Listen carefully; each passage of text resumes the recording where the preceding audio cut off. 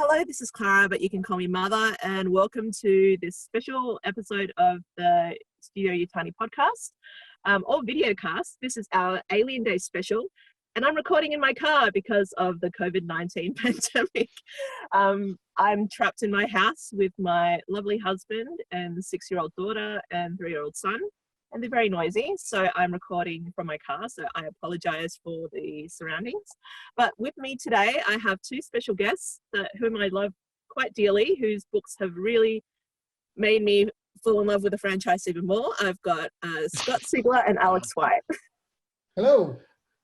I don't think you could love the franchise even more. I don't know anybody who, like, there's like a wholehearted dedication to the franchise. Like, is there more than one of you? Did you clone yourself to also love the franchise? It's so much love for the series now that she's going to bud and produce a separate organism. Great, because I could use more help. No, I'm just kidding. Yes, I've been consulting with Scott and Alex. No, when it's consulting with Scott, it's referred to as consorting, unfortunately. Look at that evil beard. Or conspiring. Conspiring, yes. Been conspiring with Scott. Yeah. Ah. So how, like, in general, health and wellness check, how are you guys going with upon this crazy world that we now live in, our new reality? Well, we started sheltering in place about 10 days ago, and one of the benefits to doing a lot of real hard science bio-horror is I have a couple of biology PhDs who review all of my stuff, so I can try and be, although it's a fiction story and it gets crazy, it's as peer-reviewed as it can be for fiction. And I got emails from these guys like 15 and 13 days ago, and they were like, this is going to get really, really bad. So it's probably actually it's more like 3 weeks ago. They were like, they'd seen the numbers, they'd seen what was going on, and they were unprompted sent me emails saying, don't listen to anything people are telling you that this isn't going to be bad. This is going to get real bad.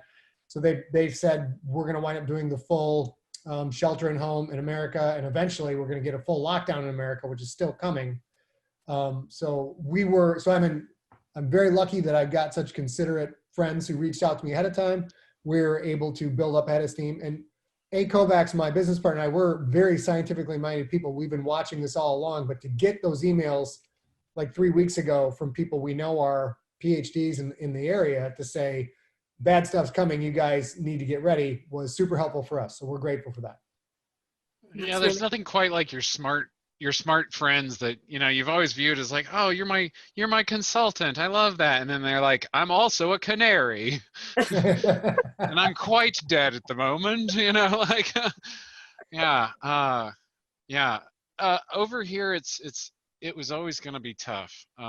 You know, we're pretty reliant on school services and government services to help my disabled child, and those are non-existent at the moment. And so we're kind of pulling a lot of duty here, but you know, it's nice because you know, it does give us a chance to connect a lot as a family. But you know, I know it's hard on him as well, because it's difficult to explain why, you know, we can't go do a lot of his favorite things.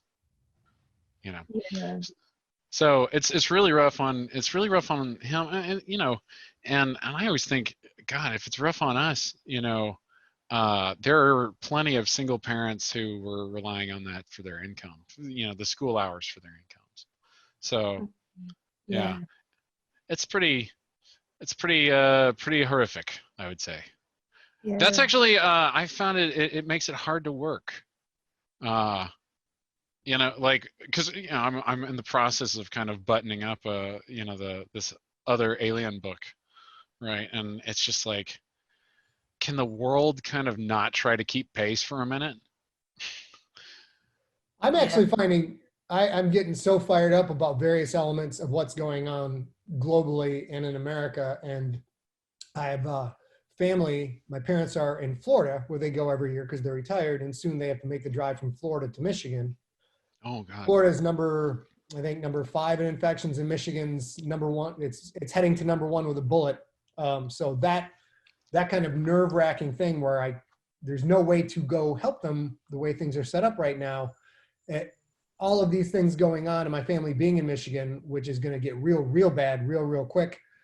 Being able to go back to the writing and lose myself in it, it's harder to get into the swing of things because of all the distractions that are going on. But once I'm in it, it's a total relief to get lost in these worlds. So that's pretty fun for me, because my goal with writing has always been, I want to create a story that takes people out of their regular life, gives their brain a chance to get away from the troubles and just reboot a little bit. And when I come back to it, maybe like the fresh eyes come back to what their situation is. And now it's doing the exact same thing for me for the first time. So that's a positive. I'm enjoying that part. Yeah, I mean, I will say, I've never felt like it was a better time to be a writer in terms of just like, I'm really glad that I got to do this and that I'm getting to do this. You know, and so it's just like, yeah, you may as well fucking say what you mean, you know, like, Yeah. like write boldly. What do you want to, you know, be sad 6 months later? You know, like, come on now. Since I don't have any kids, I am finding that shelter in place is exactly like this other thing I go through a lot called a deadline. So it's just Yeah. sitting home in front of my computer, that part doesn't feel any different than how I spend about 6 months a year. So that's that. Well, I'm glad you guys are surviving in your own ways. And, you know, I think it's so important, like now, like you said, that creatives kind of support all of us. I don't know about America, but in Australia, they devalued the arts so much that they merged Minister of the Arts into logistics and transportation. And I don't know how that relates, but they pretty much cut tons of funding. And it seems like it's only the arts that are kind of keeping people's spirits up. So I think it's really important to make our voices heard about how important our creative industries are in order to keep the human spirit alive. I mean, that's true. I don't know what to say other than, yes, if we're not producing artwork as a civilization, then fuck it, why are we here? So much of art is, you know, there's cultural accomplishment and bringing people together and a lot of other aspects. But like I said, the area I specialize in, which is escapism, is just as critically important at a time like this too, because there's stress everywhere you're looking right now. And even the conservative estimates are still quite terrifying, and the out there estimates are like end of civilization shocking. And probably won't get to that, but just to be able to get away from that for 10, 15, 20, 30 minutes. And for a lot of people in America now who are suddenly out of work, shoot, you can grab books or grab movies, and you can be 2 or 3 hours, you can go do something else. And it helps your mental state. It helps your mental health to have something to put you in another place. So you're not looking at this fixed on this one thing that you're not going to be able to impact that much for 24 hours a day. Yeah. Yeah, no, I definitely do think it's nice to be like, hey, take a load off. Just don't exist for a couple of minutes. Let me just borrow some of your neurons and set up some lights and cameras and stuff, and you know, just stop existing for a minute. If I can help you, you know, and but at the same time, I always love how, you know, like it's great if you can take this like huge journey away from the normal back to yourself. You know what I mean? Like that moment when you can kind of say like, aha, I have cross-wired you now. You know, there's a lesson in this, sort of, but not really. It's a lot like working out or running. If you're a runner, you can run for a while, but you can't keep running forever. Eventually your body needs rest and recuperation and needs to recover. And to me, your mental standpoint is exactly the same way. You have hard work, you have families, you have all these stressors to take care of. Giving that brain a break from that stress for even a little while has significant effects on your outlook and on your efficiency for all those things that you got to deal with. Also, art's important. From an apocalypse perspective, it's hard to get value like books, right? They're transportable. They work in any weather. Like from a dollars to entertainment per hour perspective, like they're a really good investment. And there's no DLC, there's no DRM. Well, there is if you got a No Kindle. paywalls. Yeah, I'm really sorry, by the way, if Civilization Ending wiped out your library. You should probably go to your local library after everyone's dead. Yeah. After the lock-ins are done, you can go to the library. But Alex is right. I've always felt the two best bangs for the buck entertainment-wise are books and video games. If you don't mind replaying video games, video games. Fucking JRPG is like 10 cents an hour for entertainment. They're like 8 million hours long and like $50. When you start looking at the cost per hour, those are bargains. That's why I stopped reading comic books so long ago. I'm like, this costs like $80 an hour for me. I'm not doing this anymore. Oh, I know, and they're so good. Yeah. They're really addictive. I know. Like I hate that because I feel for the people who are making these like single issue comics, and I'm just like, oh, I cannot buy single issues of comics. I just can't afford it. But I'm sure people say that about my books. So fuck me, I guess. How do you guys feel about the way your books came out differently? Trade paperback and hardcover. Like, what are your views on it in general? I was totally like, fuck Scott. God damn. No, I thought it was great to see when Scott got a prestige release. I was like, yeah, hell yeah, Scott, get some. This is great. Well, I do a series called the Galactic Football League, which is put out by my company, Empty Set Entertainment, and we do pre-orders for the hardcovers, and we sell anywhere from 1,500 to 2,000 copies in pre-order, and that's what gives us the money to go make this tricked out part limited edition hardcover with all these color plates inside. And my audience tends, by and large, to buy what I put out, and my audience and the crossover, the Alien audience, is pretty significant. So I tried to tell Titan from square one, I'm like, look, you guys, if you will put out, my audience already has a proven behavior. If you put out a limited edition hardcover, we can probably generate 800 to 1,000 pre-orders for you, bet an eyelash. And they held off on that until they saw how I guess the trade paperback was doing. And then they switched over to try, and started out with 600 hardcover, and now they've got more than that. But you killed it. So the trade paperback was great. We were absolutely delighted when they pulled the trigger to do the limited edition hardcover. It's wonderful, and I'm surprised there aren't more of those in the Aliens line. But who knows? Maybe things will change in the future, because the hardcore book fans want that talisman for the shelf. I have so many fans who buy my hardcover books and never open them. They just listen to the audiobook, or they buy the ebook, and it's just, they like to see it all up on their shelf. That's their trophy for that entertainment.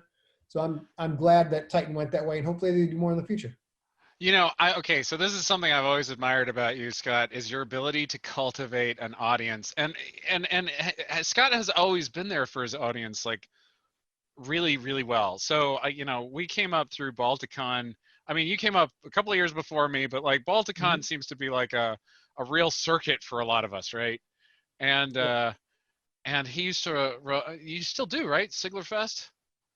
Yeah, we do Sigler Fest. Well, we did 9 in a row. Then we had too many deadlines and we had to stop. So we'll come back for the 10th. We were going to do it April 2021, but now who knows if that's going to happen. Yeah, that's the kind of fans Scott has.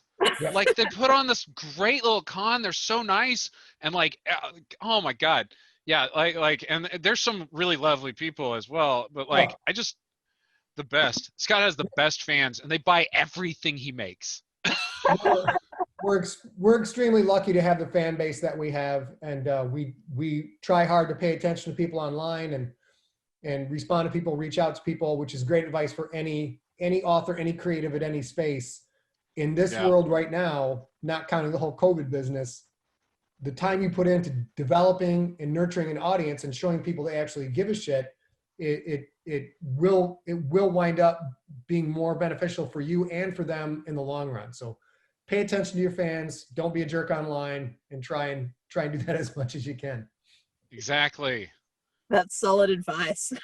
And some of you authors who are coming up there, don't turn into huge perverts. Jeez. That would be helpful. Leave your fucking fans alone. Yeah, that would Anyway. be appreciated. Okay, so I'll explain to everyone. I went onto Reddit and onto Facebook and various other platforms to gather questions from fans so that they could contribute to this Alien Day podcast. I usually have a set of questions I always ask, but let's do this first and then we'll get on to my ones, okay? Okay. Fantastic. Let's see. Alex and I are going to trade off on these questions. The first question, from a bunch of questions from the Dragon Guru. The first one, asking on Reddit, would you rather be thought of as an author or a writer? According to them, some people think author is a stuffy title. Alex, what do you think? Oh man, it's two different brands. Like, you know, like I don't know. Oh my God. Yeah, I like writer because it does have certain noirness to it, right? Like, oh yeah, I'm a writer. I'm on deadline, tech, right? Like, but at the same time, I do like author because like I super duper give a shit about theme. Okay, and I care about everything your English teacher likes that I care about it too. And like, and so like, I do try to work really hard on that stuff. I do try to have some literary pretension, as they say. And so like, you know, if I was known as an author, like that wouldn't hurt my feelings. Like Neil Gaiman's an author and he's funny and cool, right? Like, Yeah. I could be an author. I want to be an author, I think. I don't know. But I am willing to work for just about any amount of money if it's the right project. That's not true. Don't quote me on that. Connor, my agent will, listen, I didn't say that. You'd have to go through my agent. You'd never get to me. I go by the nickname Future Dark Overlord, so obviously I'm not too worried about being stuffy in this space. But I don't really, they're interchangeable to me. Sometimes I tell people I'm a writer. Sometimes I tell people I'm an author. I kind of read the room I'm in to determine that. But I am the opposite of Alex in the in the theme department. All that stuff I hated in English, I'm like, yeah, I'm not going to get involved with any of that. I'm just going to plow forward. So that's why he and I make a good combo. We do. Well, I mean, like, we're both very Hollywood, though, right? Like, I still, like, I love English class, but I also really like movies. Movies are far more an influence on my work than books. And I love books, and I've got books that are absolute treasures to me.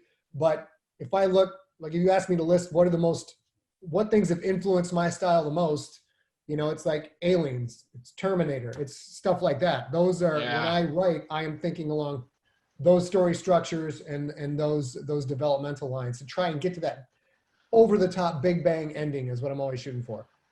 Oh, and it's, you know, it's always funny to me because like I often think in like director analogs. Like, so I'm like, oh, for this scene, you know, like when I'm working in salvage or something, like, oh, for this scene, like I really need to get some extra gravitas in here. So what would Ridley Scott do? You know, kind of like, how would he direct it? How, you know, what would that color palette look like if it was going to be this movie, if it was going to be this movie, if it was going to be this movie? And I do have a lot of, you know, Sam Jackson tells the story about what it's like to be directed by Quentin Tarantino, you know? And he says, you know, basically like Tarantino gives him like a list of like weird, obscure movies. And he's like, do it like this, you know? And I'm like, yeah, that is shamefully kind of how I think of that stuff. So, I mean, like, you know, not shamefully. I love it. I'm equally influenced, I would say, by both. But I'm not as well known. I don't know as much about literature as I do about movies. That's for dang sure. Yeah, okay. The Dragon Guru asks, what is your work schedule like when you're writing? I'll go first on this. The schedule is supposed to be this. In bed by 11, up at 7, work out to the gym, shower, clean up, sitting at the desk by 9, write from 9 to 1, walk the dogs, then come back and do all the businessy stuff that goes along with running a small business that's not the writing. What usually happens is I usually stay up till like 1 and then get up, very sleepy, don't make it to the gym. If I'm writing it all by 9, that's great. And then it just, unfortunately, depends on the day. I've been so crushed with all these deadlines for so long that it's, on average, it's probably I'd say on average is probably a 10 or 11 hour day. And that's 6 or 7 days a week. Although now that I'm finished with Phalanx and the book I finished after Phalanx, now that's coming back down a little bit. So I can't say what a typical work schedule is for me. Typical work schedule. That's wild. It is what it always has been in a lot of ways, which is, you know, I I write on my lunch breaks and in my off hours, and yeah, I mean, because unfortunately, just like, I love you guys. Please buy more of my books. Like, my business is starting to take off. Maybe I can quit one day. You know, like, we're starting to get there, people. Like, I just found out my jointly accounted sci-fi trilogy earned out. The third book is not even out. It's not Great. even out. Congratulations. Yeah. I'm so excited. Oh my God, I start making money now. And but you know, but like, that kind of stuff though, like, I still have a day job, and I get through between, you know, there are days when I'm just like, you got 250 words, champ, you're okay, you know, and then there are days when it's like, oh, you know, I got, you know, 1,500, and then I feel good about myself.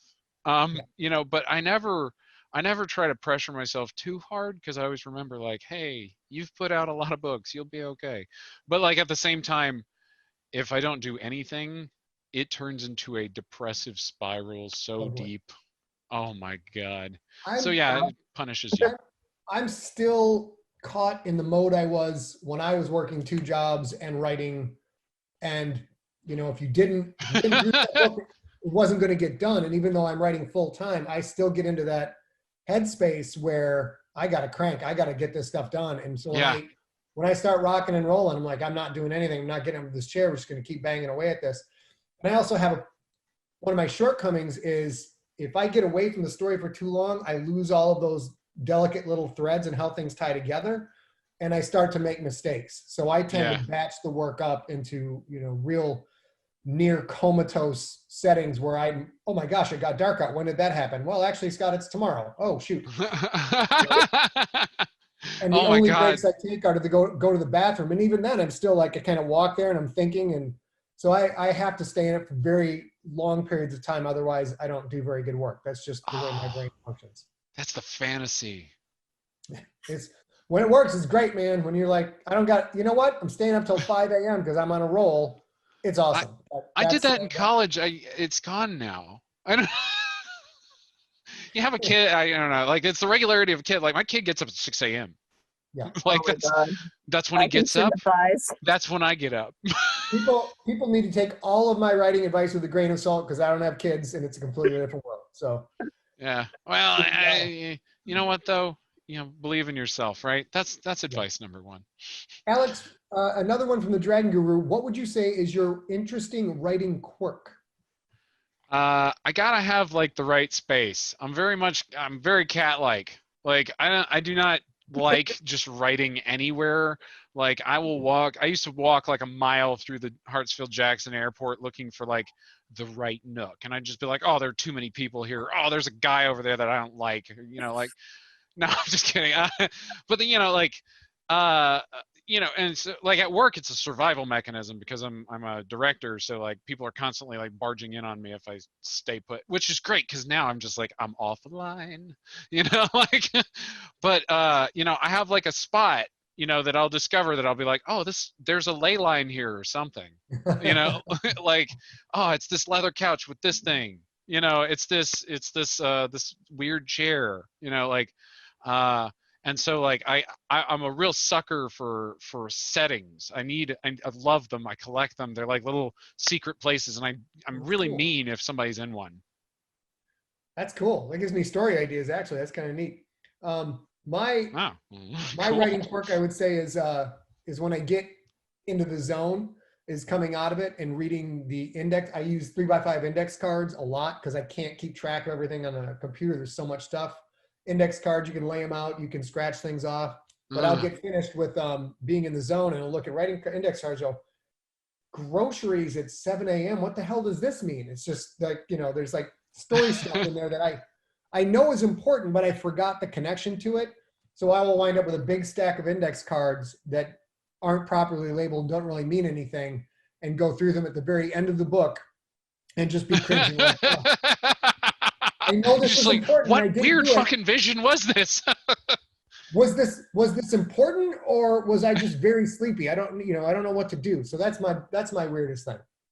No, I find a lot of value though in like writing down an idea. Even like I like to like write down a notebook and then never touch it again. Like I'll like start plotting it. I'll get like 20 pages in, and then I'm just like, yeah, we're done. That's all committed to memory. I wrote it like a spell. Neat. That's Yeah. intense. Oh no, come on. Okay. Um the Dragon Guru, man, thank you for pulling all of our weight here, Dragon Guru. Asks, what was one of the most surprising things you learned in creating your Alien books, Scott? The most surprising thing I learned is I first wrote a story called Dangerous Prey for Jonathan Mayberry's anthology Bug Hunt. And two things surprised me. Number one, I was like, hey, can I write the story entirely from the Xenomorph's point of view? And Titan and Fox were okay with that. They had some rules, but they were okay Like, with it. holy shit, I can't believe you got away with that. Yeah, I was like, this is awesome, because I'm a huge entomology buff and a huge science buff. So then I went out and talked to entomology PhDs and military vets and found all these silent military communication techniques and tactics. And I had like 5 people consulting me on this story, and I explained everything you saw in Alien and Aliens, and the theatrical cuts of Alien and Aliens, and like all the stuff. Why do they have a long head? What's the stuff on the wall? How do they work together? Literally everything with scientific references. It was so bad that some of the Fox consultants were writing back like, aliens can't do this thing you're saying right here. And I would just be like, well, exactly, it's 62 minutes and 14 seconds. If you get your DVD out, you'll see they do this. Like, just a giant nerd, but I was so excited to bring all of this stuff together. And then Fox had to put on the brakes, and this is the most interesting thing that I learned. And I never saw this coming, and I have great appreciation for it now. They came back after several polite arguments, like, yes, this is how things actually work in the real world, and this is in the movie, so they match up. They were like, we see you've explained everything. We don't want to explain everything. We want there to be gray areas and mystery, because if you explain how everything works, that cuts off other writers and other creators at the knees, and they have to follow this streamlined tunnel vision of the biology of the creature. So I had not expected to hear that from them at all, and it makes, from a business perspective, it makes a ton of sense. You want people to get books and read comics and go to the movies with that sense of wonder, and you want them to be able to be surprised at stuff and not see everything coming. And if you are too pedantic with the biological life cycle, that takes away some of the magic. So that was the biggest thing I learned. It was pretty cool. You know, it's funny because like behind the scenes, I was like extremely pedantic. I'm like, this is the canonical way that it fucking works. You know, like, like you and I had a lot of conversations about that, right? Because we're like, let's hook up the pipes and make our systems work together. This is going to be great.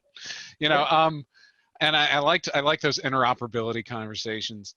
But the yeah, I think that if you explain everything thoroughly, like if I told you all of the theories and demystified the entire thing, then the next book, some genius writer invents a good countermeasure against the aliens, and then all of a sudden they're fucking boring and not scary at all. Mm-hmm. You know, and then it's like, great. You know, like part of the thing about Alien needs to be that it can't just be like a bug. It, you know, like it can't just be something that's easily explained, because there has to be something haunting about it. There has to be something extra about it. You know, that you know, it harkens from the dark heart of space. We went out there and what we found was terrible. Let's go back home. You know, like, and that's not something that you can easily do, I feel, with like, oh yeah, let's just tell you everything. You know. And is that the thing that surprised you the most? Oh no, that was just me following on with like, Okay. I feel like it's more than just a business decision. I feel like it's a thematic discussion. Like if you explain everything and you kind of remove all the ghosts from the world, Mm-hmm. you know, and you're just like, yeah, magic's not real. You know, kind of like like, you know, Ridley Scott like very deliberately starts Prometheus by having a guy drink a weird thing and then fall apart, and you're like, I don't know what happened, but I think life just got created. And it's You know, it's such an integral part of the theme of the franchise. And forgive my business brain, it's a huge part of the brand. In oh that sure, the xenomorphs and the entire concept behind Alien and Aliens is the fear of the dark. It's the fear of the yeah, unknown. It's the very primitive. There is this thing out there that is faster and stronger and meaner than me. And I have, even if I have a defense against it, that defense is not going to work for that long. Something is out there. It is trying to get us. We don't know what it is, and we don't know how to defend ourselves. We don't know where it's coming from. So those elements that is what creates that certain brand of terror that the Alien properties have, that carries over from story to story. So not explaining everything is great. So Alex, what was the most surprising thing you learned in creating your Alien books? for me, it was the number of references that I was actually going to end up making, because like I love throwing in just like real quick little like verbal cadences that kind of sound like the line, or trying to like pull in as many kind of movie magic moments to be like, hey, remember your favorite movie? I also wrote this book. You know, kind of. But I mean, like, no, but it isn't, you know, in that not pandering way, in that like how sly can you get it kind of way.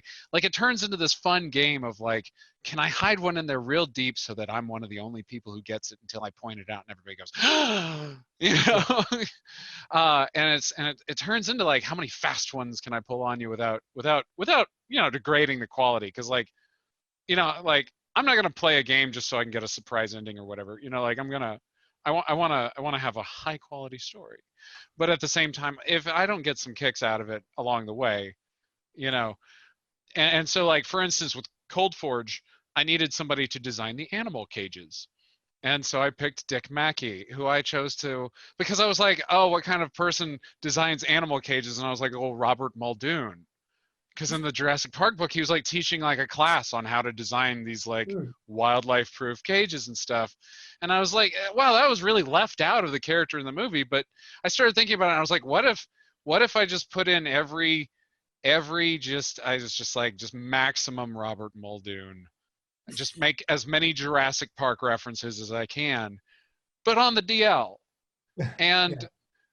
then I just turned into like, how many Jurassic Park references could I fit into this book?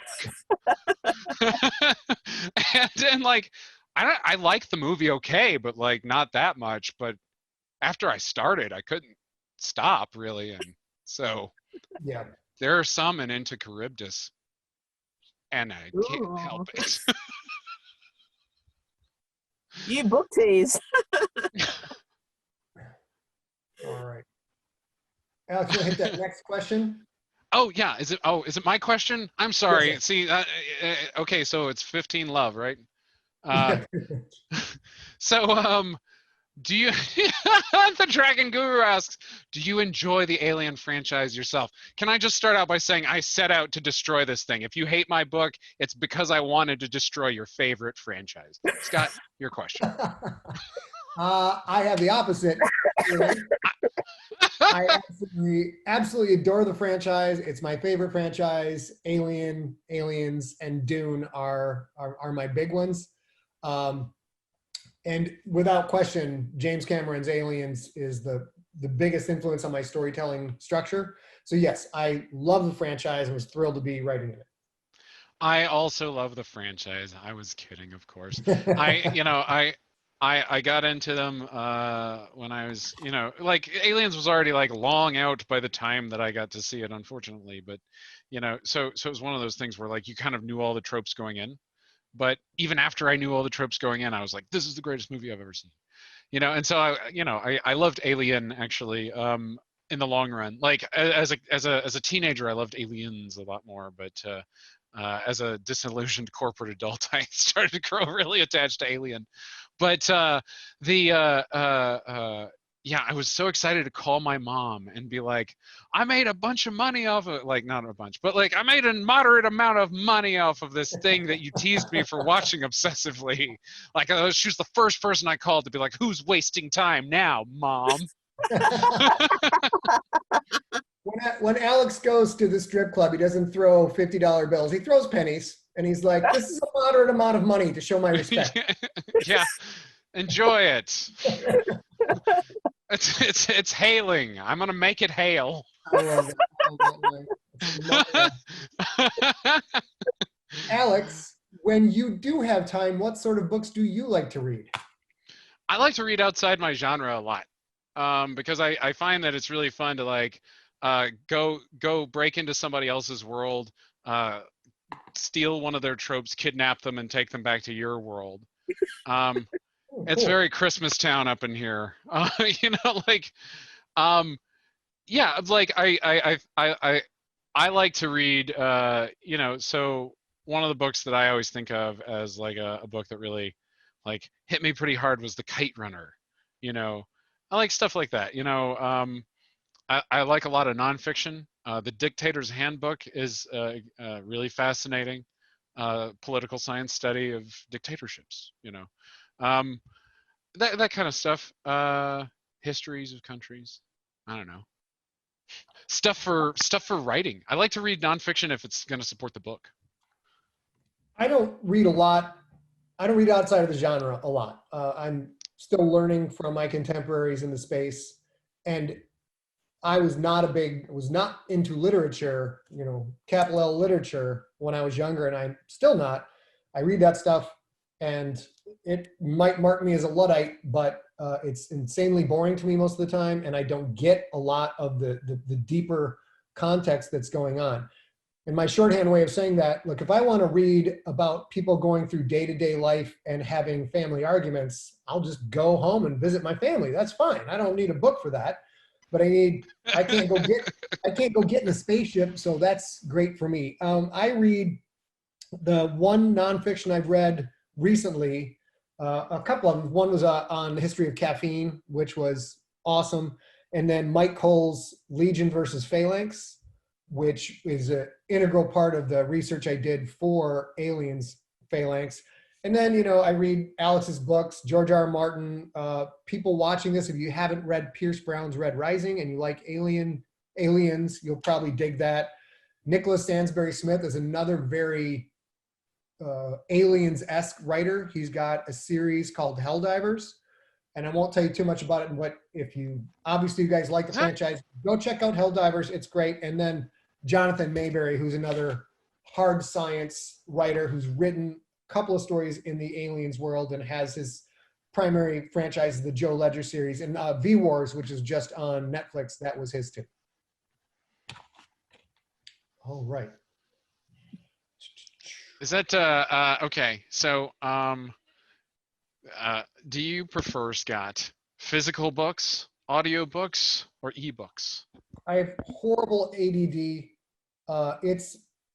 And I've been writing under the gun for so long that if I sit down for more than 5 minutes with a book in my hand, I get itchy. I'm like, I should be producing content, right? I should be writing because somebody's got to pay these bills, and you know, I got to get to work. So I am a huge fan of audiobooks. I'm even listening to Aliens Phalanx right now, and the audiobook is a great way to kind of enjoy that.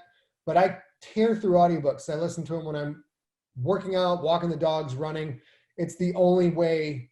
Audiobooks and movies are the only thing that holds my attention longer than 10 minutes, other than my own writing. How about you, Alex?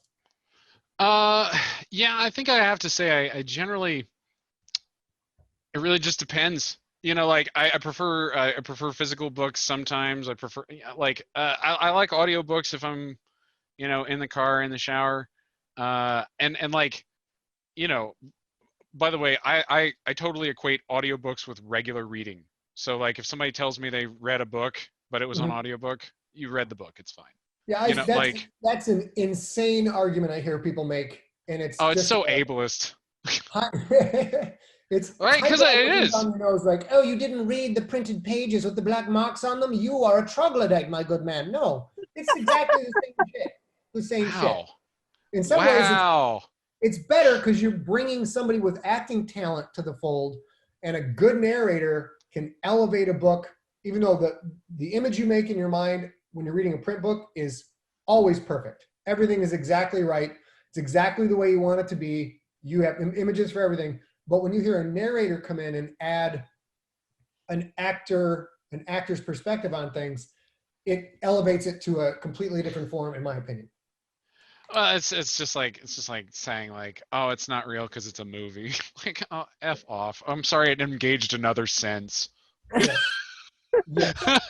But also, for a man who doesn't like literature, that was a spot-on Dickensian character. I'm just saying. I've watched Dickens on TV, so there you go. There it is. All right, Oh. Alex, the big question, the one we all wish we were doing, if you were tasked with writing a new Alien movie, what do you think the plot would look like, and what themes would you explore? And that question is from Lucky Chucky on Reddit. Here's how you know that I haven't been tasked, is because I would answer this question. like neither of us have had any talks in this, because otherwise we'd be like, fuck that question. But one of the things that was introduced in Covenant that I thought was so enticing was this kind of gothic love story element to it. Because it's kind of, it's gross. He's a killer. He killed her.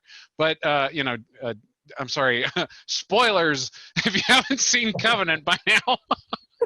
But anyway, and you're listening to this podcast, I don't know who you are, but anyway, yeah, there's that. It's so interesting because it kind of implies that there's this like Linnaean garden, in Covenant, where like he has done his experimentations.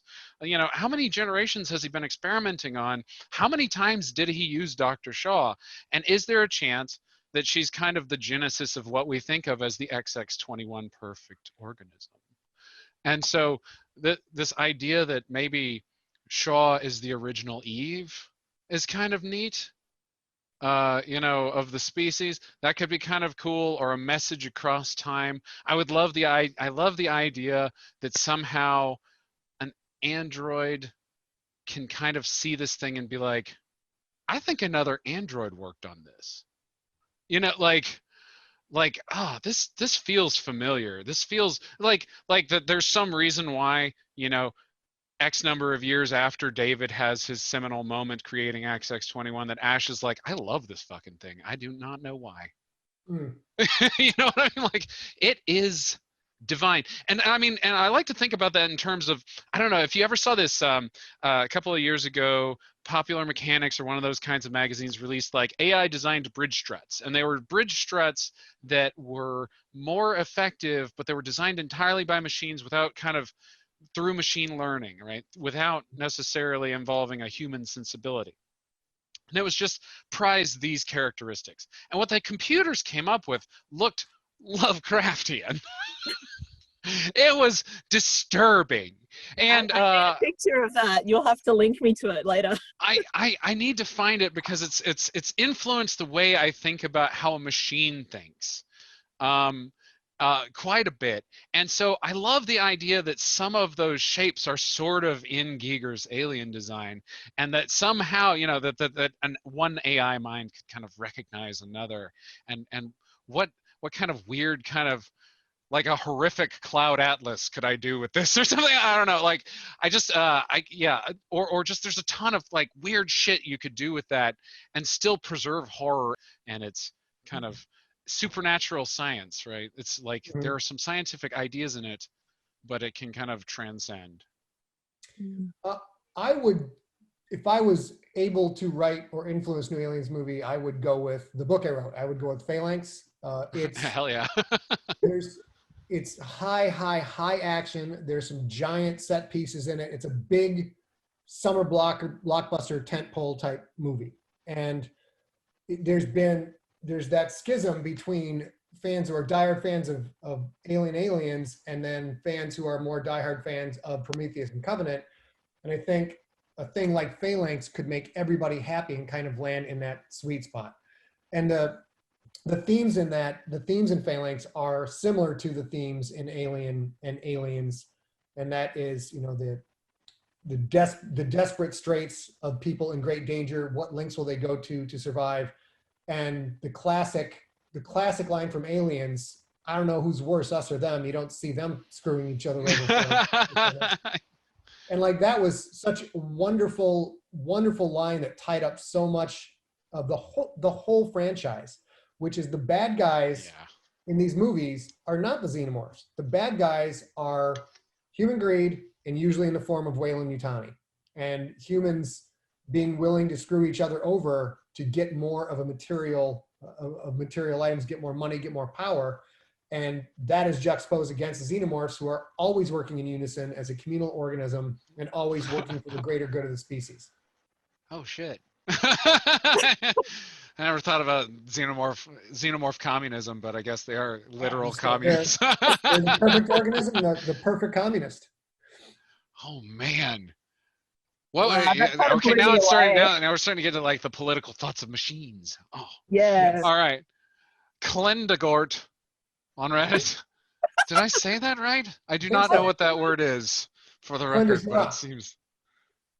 No, it's Klendagort. Yep. G-O-R-T. Yeah. How long have they worked on the Alien franchise? I think that's. Do you mean us? Both of you guys, I guess. I was going to say since 1977, probably. That's probably not too far from the truth. I would obviously, since I was asked by Jonathan Mayberry to do this story in Dangerous Prey, which is 2014, I guess. So that long. But like Alex insinuated, I've been working on this franchise since I saw Aliens in the theater, and I think it was 86. It's just, it's always stuck with me. And I've been mad about a lot of things. A lot of times I'm kind of hot-headed at times. One of the things that made me more angry, or as angry as almost anything else, was being in the theater for Aliens 3. And in the first 15 minutes of the movie, they're like, Newt died. Newt, she's just dead. Don't worry about her. It's fine. Oh, yeah. And I was just like, from a storyteller's perspective and having the storyteller's mind, I'm like, you guys just, with no excitement, no fanfare, no drama, and no stakes, killed off the best franchise character you could have. Once Ellen Ripley ages out of the franchise, you've got this woman with built-in perfect motivation that never needs to be explained to go off and get in all kinds of aliens adventures. And it just, so even then, even watching movies in theaters, I was in my head, I was kind of working on the franchise, you might say. So for a very long time. No, I guess I was just joking because the phrasing of the question, I was a little confused. And then I realized that you meant, us, the authors. Yes, I as the author, right. I was working on it since 2015. That was when I was asked to write a pitch. I was told I had a meeting with Titan and that I needed to have some pitches ready. So I wrote and memorized a couple of pitches and pitched them in a very specific order. And so that's when I started. Alex, are you currently working on something new? Always.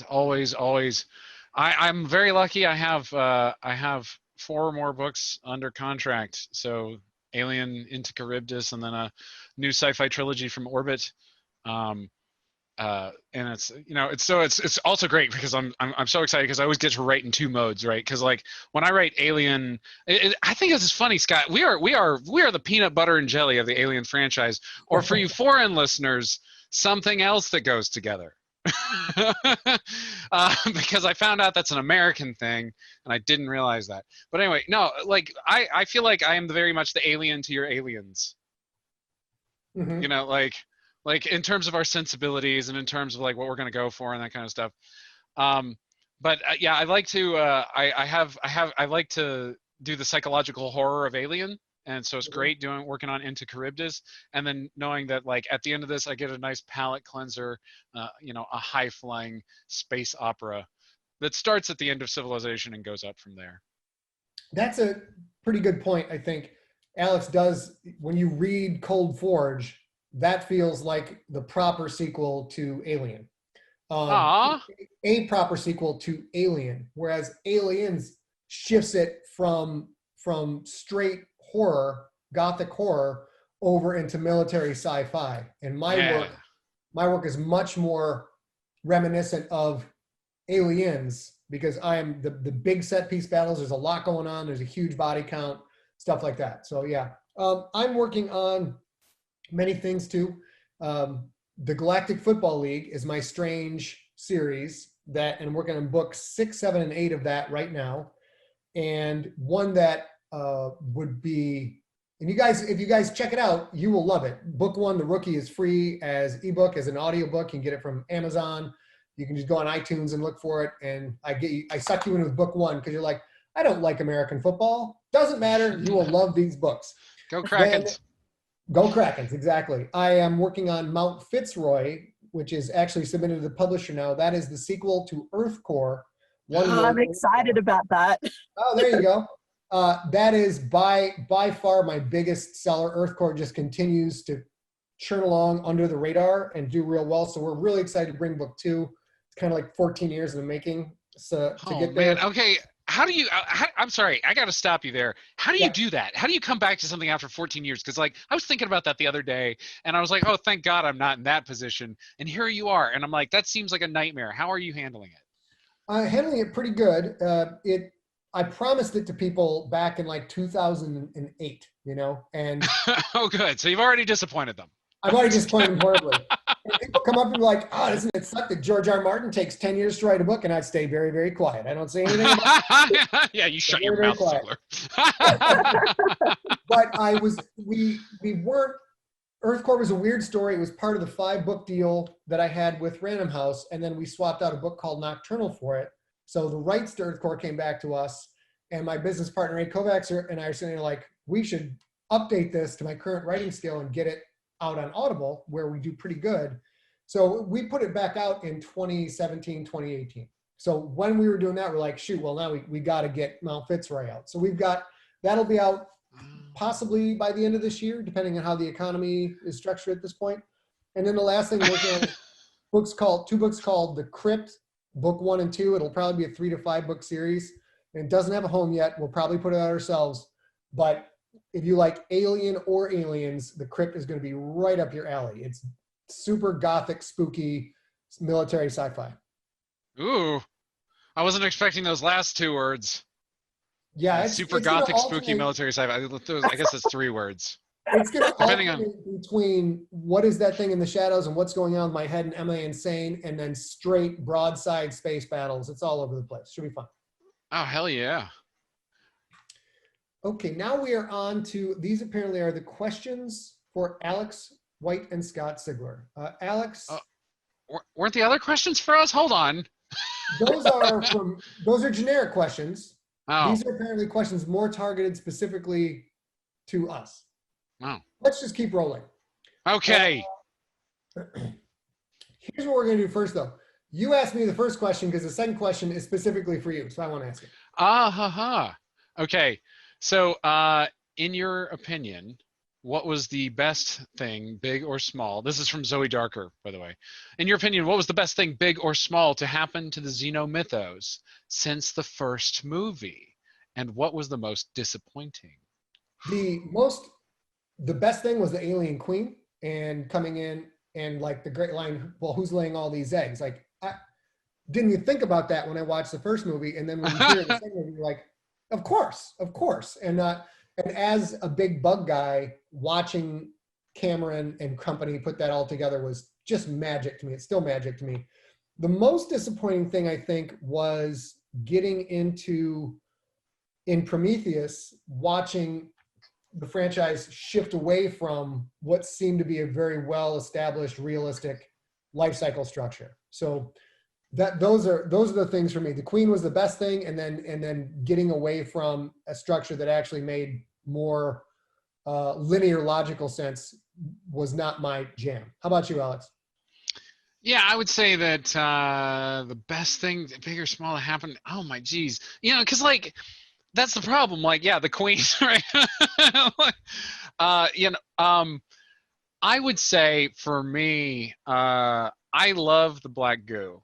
I really like the black goo. I mean, like it became an obsession, and that's pretty obvious when you read my book, Cold Forge. Yeah, I'm way into the goo. I love the goo. I was like, I hadn't even considered that, I was like, wow, what if it's not a larva? That's right. What if it is goo? Holy shit. And I kind of, I wanted to play with that when Prometheus came out, because I was like, what was in those vases? The deacon, everybody doing the theories, right? Well, and then it was like, well, you're not really allowed to do that. And then in the middle of writing Cold Forge, I was like, I don't know how I'm going to explain this. Covenant came out. Mm-hmm. And all of a sudden, those two licenses were one license. And I was like, oh, thanks. Yeah, so what was the most disappointing? For me, it was watching Alien Resurrection in the theater. I was hoping for oh my God, the industrialized. I had completely blocked that out from my head, and now it's back in my head. Though I didn't. That was the only reason why I wasn't more disappointed in Alien versus Predator, because I was like, well, it burned me once before, but no, it might not be okay this time. And then I went in and it wasn't, and I was like, oh, okay. Right out of the gate in that one, they clone Ellen Ripley from a drop of her own blood, one drop of blood, and you're like, she has all of her memories and personality. It was just like, come on. Oh man. Yeah. Like, they don't care how DNA works. So I have an odd story about this. Okay, so when I was a kid, I was so distraught that they killed her at the end of Alien 3 that I was like, I went to the library and I looked up the address for Fox, and I wrote them a letter. And the letter that I wrote was about this book, Jurassic Park, and how you could probably clone Ellen from any number of DNA sources from Theorina 161. And so that is not to say that is a good idea. That is to say it's an idea a 12-year-old thought was good. Sounds about right. Right? So, like, that's where we're at. And, like, and it's crazy because I love, like, Jean-Pierre Jeunet, is a great director, very long engagement, Amelie, like, right, like, and like City of Lost Children, I like the aesthetic more than I care about the plot. I don't even remember what happened in it. Ron Perlman was very loving. That's it. That's all I remember. Anyway, yeah. Actually, the second question is, I made a mistake. That's for me. So you can answer. It really has to be, yeah. Yeah. Okay, I'm asking. Oh. How did Zach know about Snatchers? That is at the end of Phalanx. And Zachariah knows about the Snatchers. I don't know if I can tell this, but because hopefully someday there'll be another story to kind of tie the two together, which could be pretty fun. But it was really, as an author, it was my effort to bring some kind of increased consistency to the story. And that's one of the things I talked to Alex about right when I first got the gig. I'm so thrilled. What could I take out of Cold Forge? Because I knew Alex and I read Alex's work. So Cold Forge, like, that's a good Alien book right there. That's one great way to do it.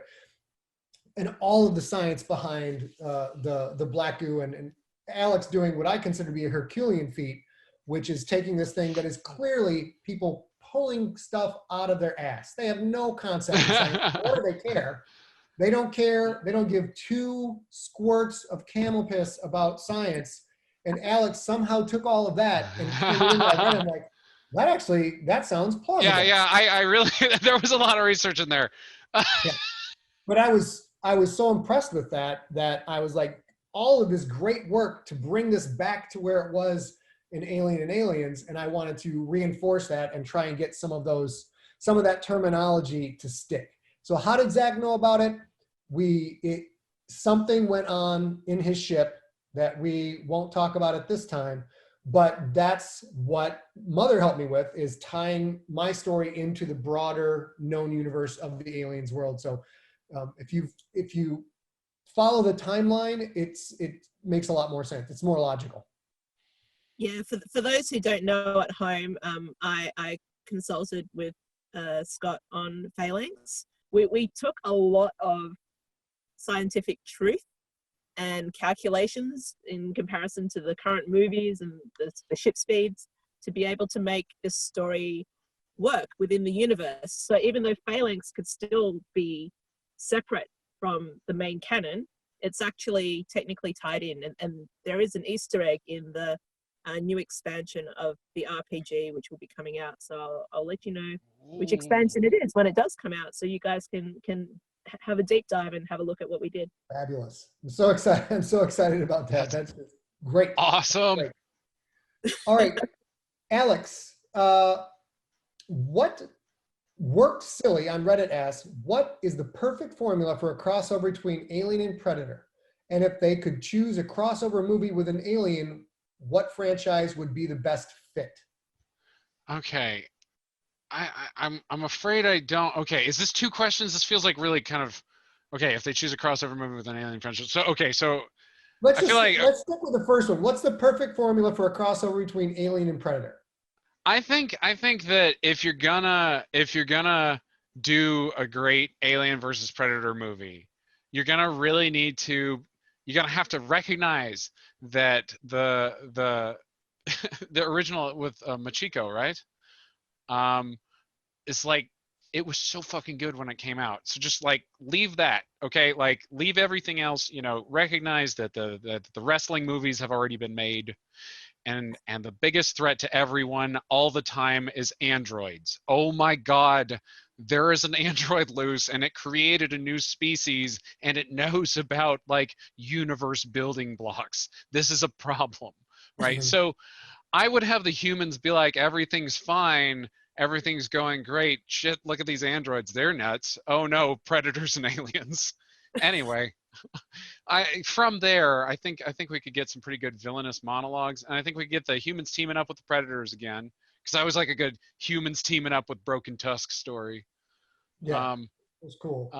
Yeah, I thought that Tim Levin's series, The Rage War, I'm reading it here, Predator Incursion, Alien Invasion, Alien vs. Predator Armageddon was pretty cool in the way it tied Alien and Predator together. It takes some leaps away from established canon, but I thought that was pretty good. It's kind of hard to put those 2 together in a proper way for me. I did love in Predator 2. There's a xenomorph skull on the wall inside the ship. When Danny Glover goes in there and sees it, that was a cool tip. But those are the two creatures that are so much more higher powered than humans, watching us team up with one or the other. And like Alex said, we're not going to team up with a xenomorph. So we're humans and predators get together. Language, culture, they get together all right. You get a team of futuristic xenomorph ranchers, and they get attacked by some predators, and they got to ride out and fight them. Yes. Domesticated xenomorphs. I mean, hey, we've got domesticated tigers. You know, come on now. Well, that was the Rage War. They basically controlled and domesticated them, and it put a different spin on it. So that was pretty cool. There you go. See, the perfect formula has already been done. Go read it. Things come around, Alex. Now here's your PB&J question. Okay, yeah, it's these are the questions specifically tailored to Alex White and Scott Sigler. Random question. Okay, Yellow S2K on Reddit asks, for either, have you ever eaten a reverse peanut butter and jelly sandwich, one where the PB&J are on the outside of the bread rather than the inside? Yellow STK, I have. It's called toast. It's delicious. Oh, that's an interesting. Yeah, it doesn't say. Oh, wow! You just turned that whole thing on its head. I did not. I was like trying to put the slices of bread together, but Scott was in another timeline. It's because it doesn't say. Is it? The bread has to be. It doesn't say that the bread has to be on the inside. It just says that the PB&J has to be on the outside.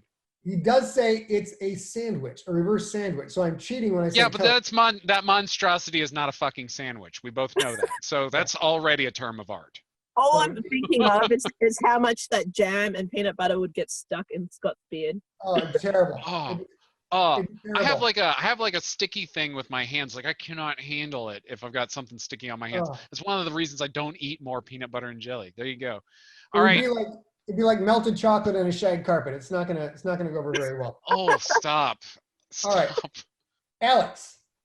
Lovecraft Equal War on Reddit says, Lovecraft called the fear of the unknown the greatest of all fears. Alien is a franchise with long since pre-established premise. How do you keep the fear in Alien when the monster is so well known? Would you rather consider it a sci-fi thriller, or how do you see the franchise in general? It's a lot there, so just take that any way you want to. No, I love this question because I think about this all the time when I'm writing, because like the reason why, you know, okay, the first thing that you have to be afraid of as a tie-in writer is creating an extruded tie-in product. Unless of course that's your jam. I know some dudes who can just bang out like a, did you want another episode of this TV show? Done. Ask that guy. You know, like, but like I need to do, I want to do something that has that unknown element, right? That surprise element. And so doing, the first thing I do is I assume you've seen the movies. And that the characters, all the things you yelled at the scientists for in Prometheus, I don't want my scientists to do that. I get to use Ridley Scott's movies as a focus group, you know? And, you know, I think that in order to get people uncomfortable again, you have to lead them down a pathway with the tropes that they know, only to betray them at the end. Right? So you're telling them you're going to be okay. You already know this. The Marines, they have the pulse rifles or whatever, you know, and like whatever you think makes them safe from the alien. Obviously, we've got to eliminate that. You know that's going to happen at some point. The real question is whether or not you actually get horrified along the way. Right? If it's a story where, you know, like the aliens get out, okay, we all know the aliens get out. So if that's where you were hanging your hat as a horror writer, boy, you just didn't cut it. You know, and so like, like one of the scariest scenes I wrote recently was just like, a spider got on somebody's hand. But like, that was just like, but my beta readers were just like dead. They like, oh God. I think the way to keep the fear in it, there's a couple ways to go about it. Number one, you introduce something that people haven't seen before in the franchise. Yeah. And that's a pretty common trope within the franchise. Well, now the aliens can do this. And of course, Ridley Scott has taken that full force for Prometheus and Covenant. Like, here's a bunch of shit they didn't do before. You guys buckle up, hold on, we're going for a long ride. Another way to do it is the fear isn't necessarily generated solely by the abilities of the xenomorph. The fear is generated if you write a character well enough and pull the reader into that character and make the reader think that character feels like an actual person, and then you put that person into danger, and then that brings back the fear. It just depends on how much you want to show of the xenomorph. I often describe my job. My job is I need to create someone that has never existed and make you care deeply about them. If I can do that, and then I can put them into danger, you'll feel that fear and you'll feel all that tension. And the other one thing that the Alien franchise is great at is the last man standing or the final girl approach. So if you can put 4 or 5 or 6 characters together and make people care about these characters, make them feel real, and then they start to get picked off one by one in ways that you may or may not see coming, well, that's Friday the 13th movies. There were 72 of those, and every one of them had some scary element to it somewhere, because you're watching, okay, how are these people going to get taken out? Like, I just read the Engineers script, the one that Prometheus was based on, by John Spates, and that there's all kinds of stuff in there where it's just things are a little bit different and you don't know exactly what's going to happen. It's drastically different than the movie that came out. How do I see the franchise in general? I think they're, you know, for as much as I have disliked Prometheus and Covenant, what Ridley Scott is doing is creating a much broader palette by which to tell stories. If the aliens always act like they act in Aliens, you're going to run out of stories to tell pretty quick. So where the franchise is going to go is Fox is going to try and keep evolving the bad guy and make it scary in new ways. Which gets us to the next question. Alex, Equal War on Reddit asks, what makes the alien scary? What makes the alien scary is that it will either kill you outright or use up your carcass after fucking you in the face. Okay, so like, I don't know how many dark rooms you've been in with face fucking stuff, but that makes the alien super scary to me because it's gonna fuck you face, and then it's Alex, you gonna come promise out not to your mention my chest. basement. I don't like this. Okay, yeah, that's fair. Well, and that's one of the things that makes Scott scary. All Yeah. right. I think what makes it scary is you are taking the mindless insect that people all have some level of aversion to it and then blowing it up to larger than human size. And there's Oh, lines yeah. in the movie that summarize it can't be bargained with, it can't be reasoned with, it's coming to kill you. And there's you ain't talking your way out of this shit. That's all there is to it with this thing. And it's single-minded purpose to get you. And then the second part of it is the innate fear of something inside you that you can't cut out. The innate fear of cancer, of disease, of some kind of parasite crawling around inside you. And that's the real terror of the franchise to me, is once you have been face hugged and it's in you, Dan O'Bannon went through great pains to establish why you're screwed. You have a very short amount of time and there's absolutely nothing that can be done. And that grips us in our fear of mortality and our inability to cope with the great beyond. And that's really what makes this thing so scary. Getting torn apart by an alien, that's real bad.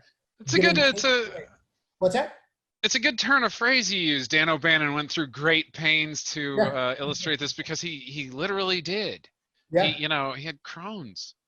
And it was one of the things, like, I only have minor gastric problems, but I was like, Dan O'Bannon and I share pain. But it is one of those things, where if you're really hurt, if you've ever been like really cramped up and really doubled over, it's just like, oh right, I remember that. Man, what if something did dig its way out? That is horrifying. And of course there's the tarantula hawk, because oh my God, Mother Nature is just as bad. I learned this from watching The Memory. I wrote a book called Infected, which if you like parasites or hate parasites, probably want to read that book. It's pretty scary and it is alien influenced, but it's a different take on it. And I read a book called Parasite Rex by Carl Zimmer. And that is a great nonfiction book where I learned that 2/3 of the species on the planet are parasites. 2/3 of all the species on Earth parasitize another species, and that's how they stay alive. That was very shocking to me. And then I haven't checked the veracity of this. Where did humans land on that? No, they do not. That's the crazy part. They would, socially, yes. Biologically, no. But that's the whole point of the series. Memory, the documentary on the making of Alien, they go as far as say that parasitic wasps are the most successful species on the planet number-wise. And I'm sure that's not counting bacteria and viruses, so higher level organisms. So yeah, so wasps poking things and their babies eating them from the inside out, that's a incredibly successful survival strategy. It's terrifying to me. Yeah, well, thank goodness nothing's done that to us. Okay, so Equal War also asks, do you see the standards of what is considered to be scary change over time? I absolutely do. It changes a lot. When Alien came out, people had never seen anything like that before. It was new. The slasher movies were a trope. They were very big. This was a slasher movie in space, and they were able to do things like nobody had ever seen a parasite in a human before. So that was terrifying. Nobody had ever explored the concept, well, you can't kill this thing that's trying to kill you, because if you kill it, you'll die from its blood, etc. But those things, once those become canonical and part of our culture, and once the xenomorph has joined the pantheon of monsters, Frankenstein, the werewolf, the mummy, and the xenomorph, and then the predator, they're exciting, but they're not as scary. So you need to go to another level now and do something new to make things scary. And a lot of it is societal. Cold War movies like Invasion of the Body Snatchers, both the book and the movies, were terrifying when they came out because they tapped into that subconscious fear of the Communist Party taking over and people not acting like people acting selflessly instead of for themselves. And the Red Scare was a huge reason why that book and that movie did so good. I Same never movie put comes that out today. together. Holy crap. What's that? That's the first time I realized that. That's Yeah. funny. I never thought like, oh yeah, reread it through a McCarthyist lens. Yeah, and it's the right story at the right time in our culture that can make something absolutely terrifying. If Invasion of the Body Snatchers came out today, it'd still be scary, but it wouldn't have that same gravitas and that same genetic level reaction to it. So yeah, scary changes over time, all the time. Like one of my favorite movies that I consider to be scary is It Follows. I don't know if you guys have seen that. Yeah. But absolute fucking genius for like, we don't have a lot of money. We want to make a feature and we want to scare people. How do we do that? And it's brilliant, but the way that movie is scary in a way that movies 20 years ago weren't scary or might not have worked. That and It Follows, it's the fear of strangers and STDs. Strangers and STDs. Is that something my grandparents would have got super scared about? I don't know. Scared the crap out of me though. Yeah, well, I like that it was kind of filtered through this kind of 80s synth wave kind of thing, because I think that it is, yeah, you're right, that was one way in which it tried to foreground the STD thing, was it was as an 80s cultural phenomenon. Yeah, and I'm sure, so, and that's a movie. Subtext. There's so much subtext to it. So how have things changed is Equal War's follow-up question. I don't know that that's definable. Part of what people like Alex and I are always looking for is if we can get our finger on the pulse of Western culture and English-speaking people in particular, because that's the format we write in, and we get something like that right, we're made. I mean, it's a life changer, a game changer, a career changer. So always trying to look out, and the more you write, and as much as we write, I think we're always looking for like, okay, this thing is scary, but how do we spin that? How do we make that deeper? And that's the game that some people are able to figure out, and they're rare men and women when they do figure it out. But if you can figure out what scares people, you can do pretty good. But how does it change? It's sort of impossible to tell. Yeah, I almost try to work not atemporally, because like you have to be in conversation with the events of your time. Like you can't turn on the news right now and not get a little traumatized, and so like so I think that scare though, I think that American audiences in particular have enjoyed a foregrounding of some of the allegorical kind of concerns of of the Cold War, for example. Like in the 80s, every movie was about the Russians, right? Like and now here we are back in the Cold War. But by suddenly kind of linking that to like if I can find a way to say like, hey, this could happen to you, like you specifically, forget the alien, this book might come for you too. Kind of like that's like plugging in the electricity. Yeah, I want to give you the existential dread of this thing. I don't know. That might be a little mean though, because it's not exactly escapism. It's people love to be scared. People have always loved to be scared. So that's always, why do we want to feel fear in a safe environment? I don't know. I'm not a psychologist. Scott, I'll ask you this. Go ahead. Yeah, isn't it my question to you? Yes, it is. All right. I'm not missing my serve again, bud. When working with big studio franchises, how do you make creativity work? So, I mean, he's saying like, or she, Equal War is saying, in terms of like NDA territory, perhaps, there's nothing in my NDA that I need to address.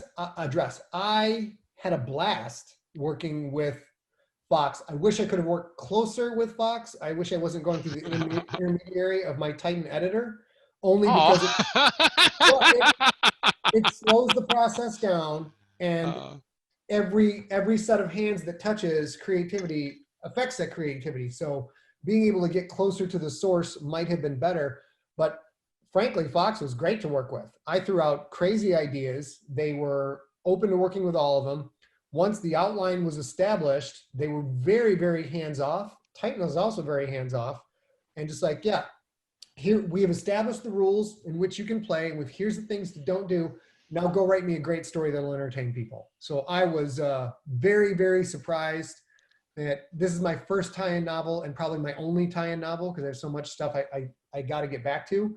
But I was expecting to have to fight all the time to make it entertaining and not a piece of drivel. And I was completely surprised. My predispositions coming in and my assumptions were completely wrong. They were great to work with, and I think the team put together a pretty good book. So I loved it. Alex, how about you?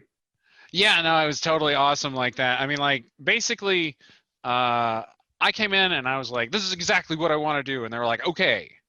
And they were like, I was like, all right, I assembled a lot of evidence. Would anyone like to hear my presentation or see these PowerPoints? No? Shit. You know, like, that was it was great though. I mean, like, and you're right.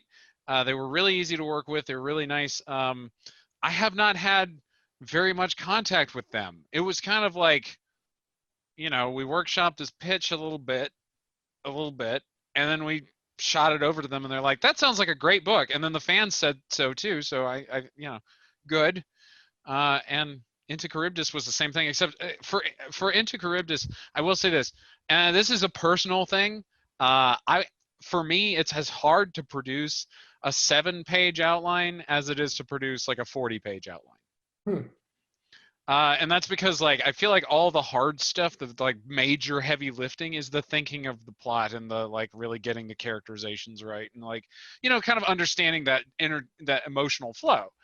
And so, like, for Into Charybdis, I was like, well, if I already know all the big crap, I may as well just fill in some details and throw them in as like 3-paragraph summaries of basically every scene in the book. And boy, they loved that one. Just pro tip, they went wild for it. They were like, are they serious? Yeah. So they anyway. get a bad rap. They get a bad rap. Everybody assumes it's Yeah. this huge, difficult process, and maybe it is at the movie level where the stakes are drastically higher at the movie level. If you're spending 20, 30 million on something or way more, you know, like I've always said, people like, when you make a movie, make sure it's exactly like the book. Don't let them change it. And like, listen, when I can raise $100 million on my own, I'll make exactly the movie I want. Until then, you are dealing with people who have the capacity to raise that kind of capital, and they get a say in the matter. But also, I don't want to make you a 16-hour movie. Yeah. Jeez, cut it down. 2 hours max, man. Just let it. Give me some popcorn. Let's go. Make a series, brother. Give me on Netflix. Give me an alien series on Netflix. It'd be dope. Yeah. Okay. Yeah. Scott and I will write you an alien series on Netflix. Co-signed. Oh my God. Okay, like, please. Is that hit a new it. Call campaign? us. Call us. I am definitely down for this. And right. Fox, we operate at very competitive prices. Just come see us. We'll Yeah. Scott is speaking for himself. If you want low rent, I guess. No, just, no, I always satisfy the demand for low rent. That's what I do. He is, yeah, no.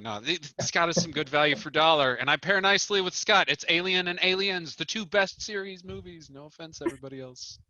Yeah, very good. Return of the Greats. Let's go. That is all those questions. Yeah. All right. Cool. Well, I guess I'll start off with like saying that thank you for answering all those. That was really entertaining, and thank you for reading the questions, because for those who don't know, I'm recording this interview on my phone in my car, and I actually can't see the questions, but good thing I sent it over to Alex and Scott, because they were able to take over the interview for me. So thanks, guys. Not a problem. What I'm itching to talk about is the political nature of your books and the characters and what they kind of represent in our real life and the struggles, because I think people kind of complain about, you know, things aren't like Alien, where, you know, the blue collar workers are relatable. Things aren't like in Aliens, where, you know, we can kind of relate to the wartime era of the Vietnam War.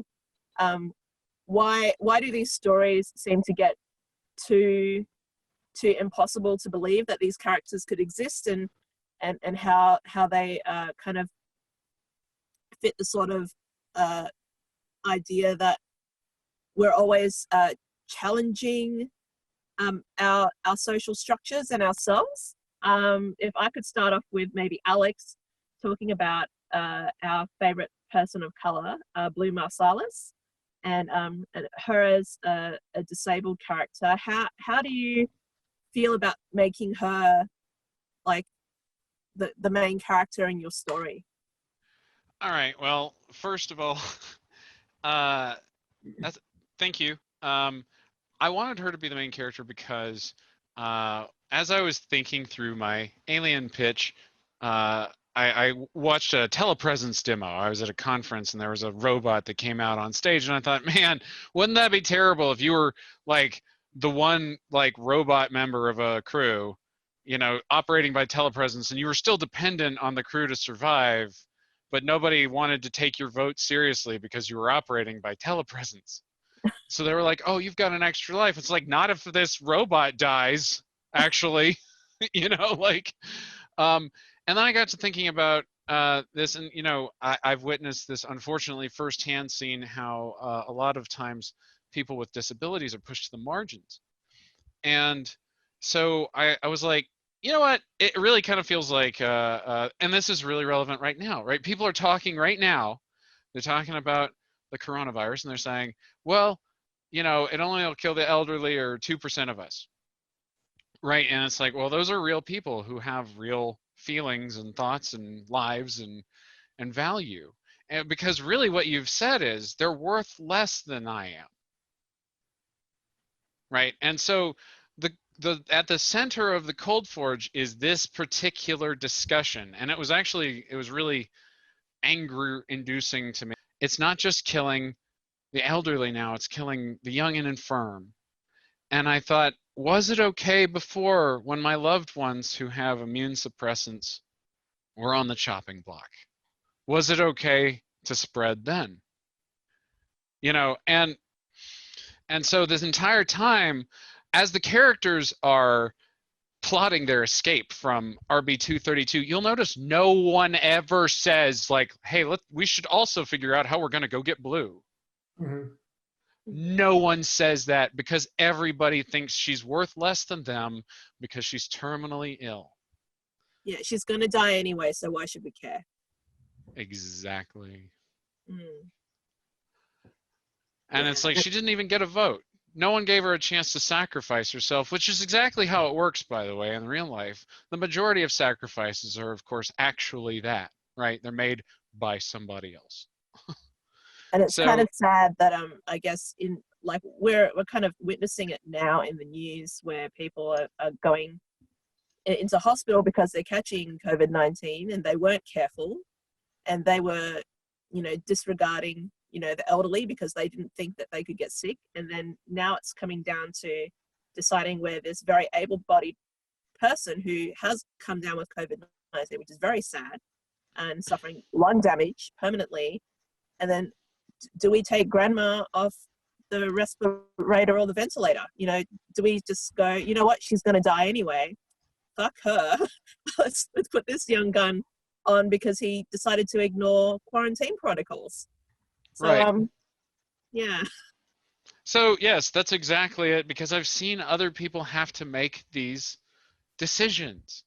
You know, I'm very lucky that in my life I've had, you know, the right kind of insurance at the right time. I've just always been lucky, but that's what it is.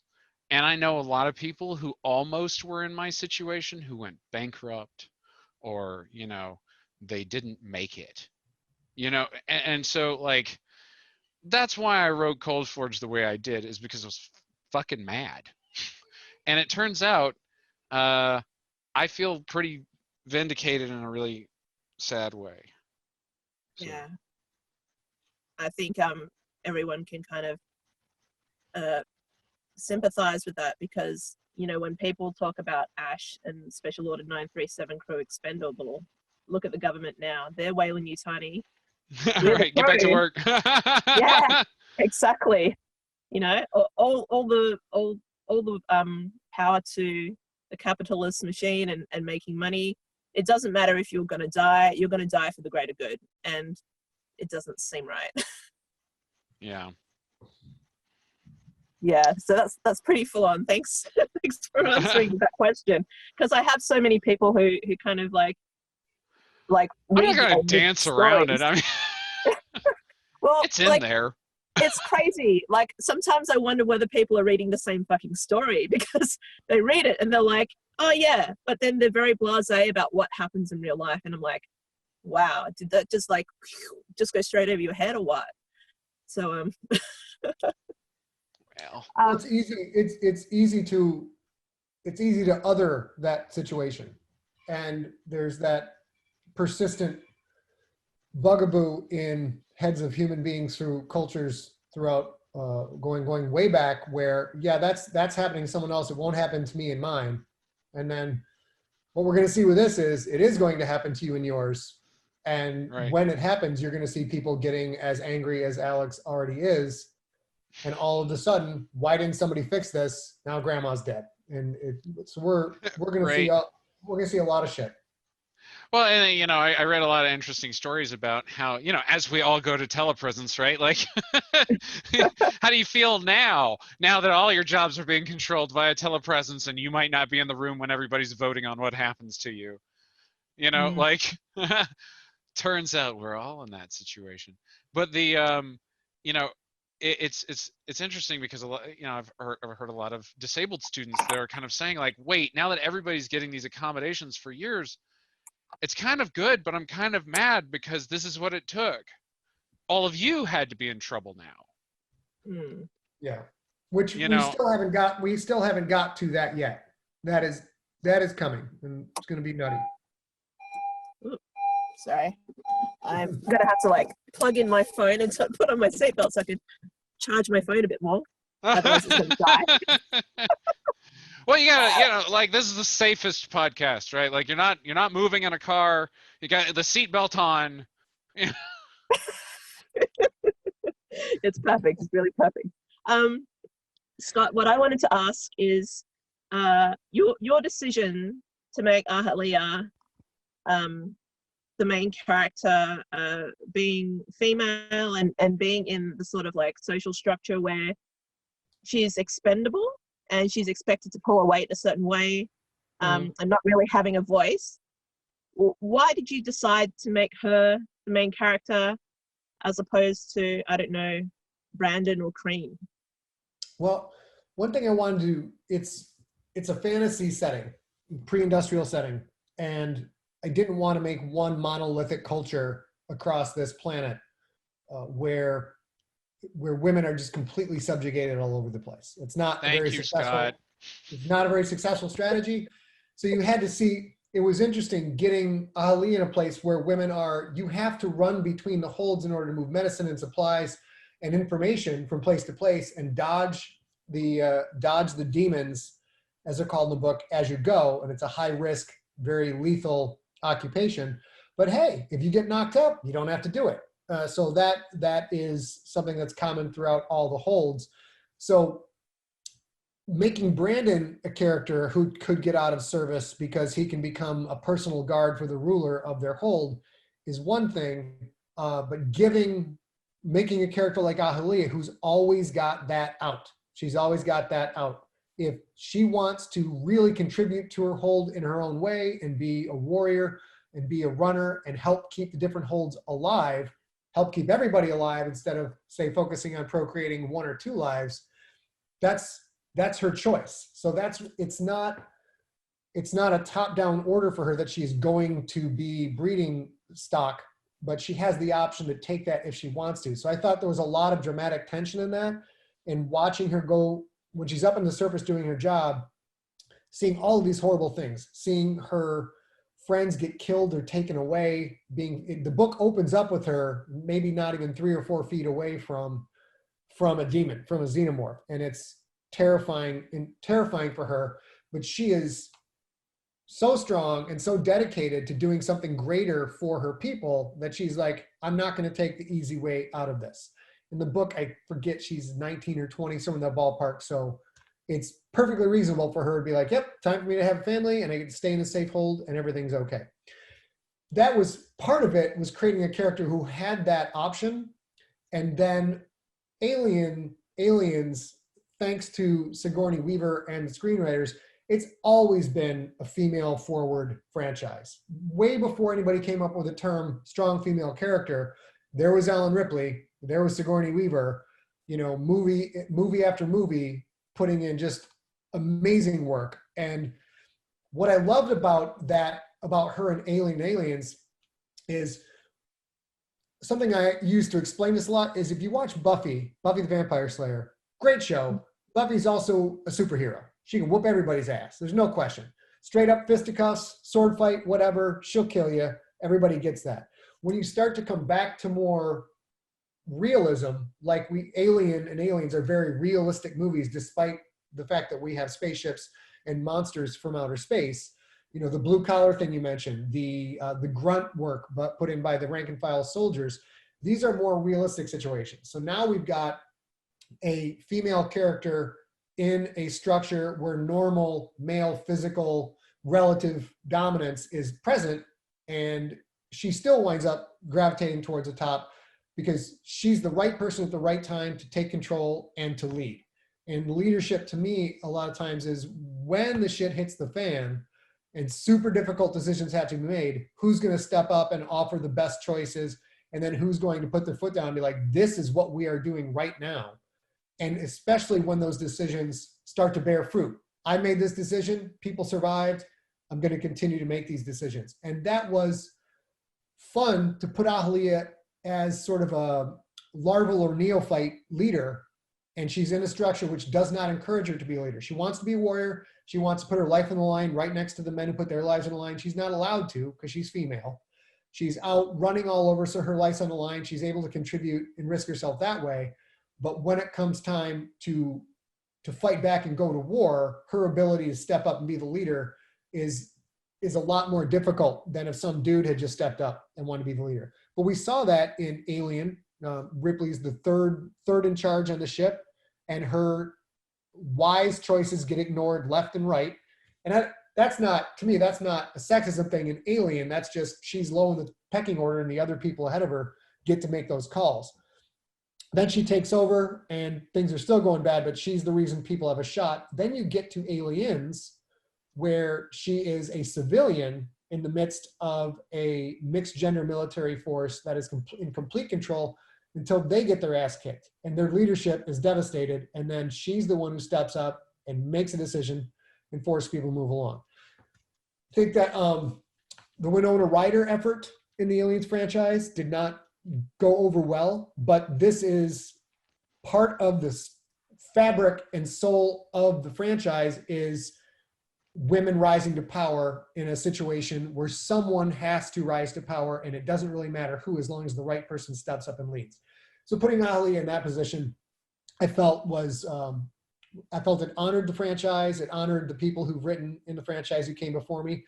And frankly, it was just super fun. It was great. Like, here is this waif of a woman who is very fast, in great shape, who can go up and surface and be brave, but she's also the one who's studying war all the time. She's studying strategy all the time. It's a game to her. It's her life. She wants to be that military leader that will deliver her people from bondage. And it's not even that people say no to her. It's like there's no option for her from square one. It's just women don't do that in this culture. And then she meets other cultures where women are in charge and women are generals, and that inspires her to I guess, wait for opportunity. And then she rises to the occasion. So it was, overall, it was, how do I tell a story with this central character who happens to be female? And how do I properly create a culture around her where her ascension to the top is far more dramatic than if it had been a guy? I really appreciate that. And I also like the fact that you kind of gave that privilege to Brandon to kind of avoid you know, the sort of service that Ahalia aspires to, but he doesn't fall into the trap of, I'm going to take advantage of this privilege. Right. He wants to do the right thing like her, even though everyone around him is kind of enabling him to kind of take the easy road. He decides that no, that's not the right thing, and he looks up to Ahalia, and that's what I love. Yeah. Brandon is somewhat of a metaphor for, you know, we, especially in the online culture we live in now, the squeaky wheels get the oil. It's the people who are the biggest assholes who draw the most attention and then therefore become the referential prototype for that type of person, where there are an enormous amount of sexist asshole dudes online, tons. There are far more guys who are not like that and are not as vociferous about things, people who do go to work with women every day and they're all equals. And I mean, my upbringing, my parents were equals going way since I can remember. There was never any male female dichotomy going on. They were a team. And Brandon, as you say, he has the capacity to cash in his chips and lead a life of privilege and luxury, but he doesn't, because he's exactly like Ahalia. They're in it together. They're both young people who are idealistic and want to contribute to the greater good of humanity and their home and their culture, and they wind up doing that together. So they both pass up opportunities that would get them out of danger, and that's why they blend together so well in that story. I just want to say as well how much parallels the runners have with real life now, with people who are working in retail, people who are working in the medical field, people who are still delivering parcels. You know, something like my parents work for a postal company, and, you know, 2 weeks ago, their job was like, you know, who cares? They work for Australia Post. That's like pretty lowly. But now they're considered heroes. They put their lives on the line. They're kind of battling against this pandemic to help everyone else at the risk of themselves. So, yeah, I really appreciate that. Good. Thank you. As for the two androids that you guys have in your stories, and I guess this is kind of what we'll close on. So we've got Marcus and we've got Zachariah. Marcus being a vehicle, and in some cases kind of being a slave, he's just being used, and Zachariah kind of being a shepherd. How do you feel the way you wrote those characters? Like, what sort of story were you trying to give when you created them? I'll jump in and answer a little bit, not for Alex, but about Alex's character. That was the most mesmerizing part of Cold Forge to me, was the Blue being a shut-in and able to put herself in Marcus and be free and be powerful and domineering. The juxtaposition between when she is the most powerful being in the story to the least powerful being in the story, that whiplash back and forth was awesome. That was my favorite part of the book. Thank you. That's awesome. Because I didn't know what was going to happen. All the time I'm like, how is this going to play out? I was on the edge of my seat through the whole thing, and it was great. It wasn't preachy. It wasn't like you were like, I'm going to make a point, gosh darn it. It was like, this person's in this real situation. They wind up over here. What do they do? So I had to say that, but you go ahead and answer a question. Well, you know, the reason why I could do it without being preachy is by modeling real life situations that I've seen into kind of allegorical stuff. So you know, the reason why it feels real is because this is, you know, I know terminally ill people who have gone through serious shit, right? And so, you know, anyway, moving on though, the real question. The question was about the difference between the kind of the consumed and the shepherd. And I like that dichotomy actually, because I think that it really is, you know, Blue's story is one that kind of eschews consent, right? In the same way that Alien does, right? She's good-ish. She's trying to do something sort of good, you know, but she's also killing a lot of, you know, primates that would disagree, right? Primates that are highly intelligent, actually, as it turns out. And it's, you know, for the greater good. Well, how different is that from how the Snatchers would see us, right? Like, oh, yeah, I just tacked a human up on the wall, shot an egg into him. It was great. You know, like they don't care. They don't give a fuck. They hump you onto a wall and then they fuck you in the face. And so, like, again, that's not that different than what Blue is doing to these poor chimpanzees. And what she does to Marcus is she uses him the entire story without consent, and it's only at the end when he's like, hey, you kind of crushed me, I was your only friend, like, you ruined my existence. Like, that was when I wanted to say, like, hey, just so you know, Blue, this did cost you something actually precious, and in order to do that I needed to make Marcus actually precious. Mm. So as far as Zachariah goes, like having a female lead it's in the fabric of the Alien franchise, in my opinion. Having an android in there and using an inanimate, I don't know if inanimate's the right word because they're animated, but using a supposedly non-sentient creature to be a dark mirror to show the sentient creatures what real humanity is actually all about is really, really fun. Like, you get, of course, you've got Ash, who's just as, in his own way, just as greedy as everybody else, but he's also, just like the Xenomorphs, he has one objective. He's going to follow that objective no matter what it takes, and he has no guilt or remorse about doing that. And all the way up through David, and David's motivations are all over the place. We don't really know what's going on in those two movies, but having that X factor of a character that does not behave like a human being and is not predictable like a human being, that's part of the fun. So you're like, I guess the triumvirate of the Alien stories are, you have female lead, usually, you have the greed of humanity in Weyland Yutani, usually, at least the greed of humanity, then you've got the X factor, that is the android.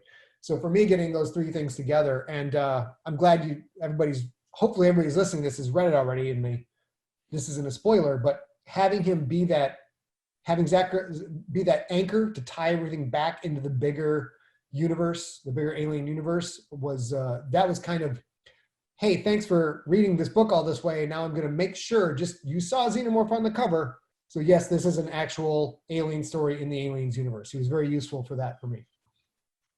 Awesome. That's really great. Thank you guys so much. Like, we've been talking for 2 hours. I can't believe. Yes, I'm afraid I have run out of time. Yes. So we almost bid everyone adieu, and thank you for joining us for this special Alien Day interview. Is there anything else you guys would like to say before we go? I'm on all the social medias as Scott Sigler, so at Scott Sigler on Twitter and Instagram, facebook.com/Scott Sigler, and you can learn more about me at scottsigler.com. Awesome. I'm Alex White, and you can read about my books on, you buy them wherever. And I hope you check out my forthcoming Into Charybdis from Titan Books. Thank you, guys. All right. Thank you for listening to Mother at Studio Yutani, and thank you for Scott Sigler and Alex White for carrying the interview for most of the day.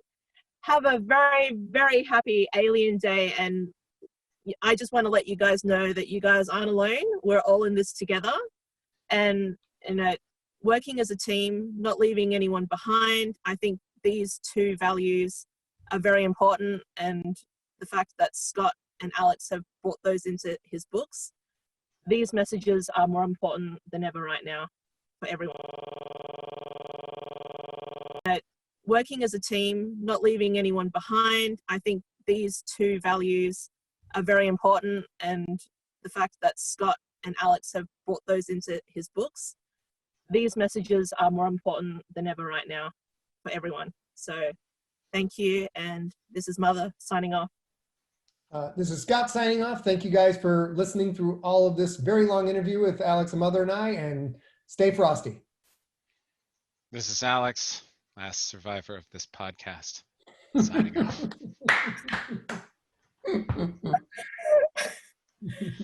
Thank I was like, nobody take that one. Oh my God, nobody take that one. I thought I was clever with Stay Frosty, you son of a bitch. Nicely done. Oh, I was like, please, Scott, go first. Scott, go first. Scott, go first. Oh, thank you. Thank you. Okay, now I can die.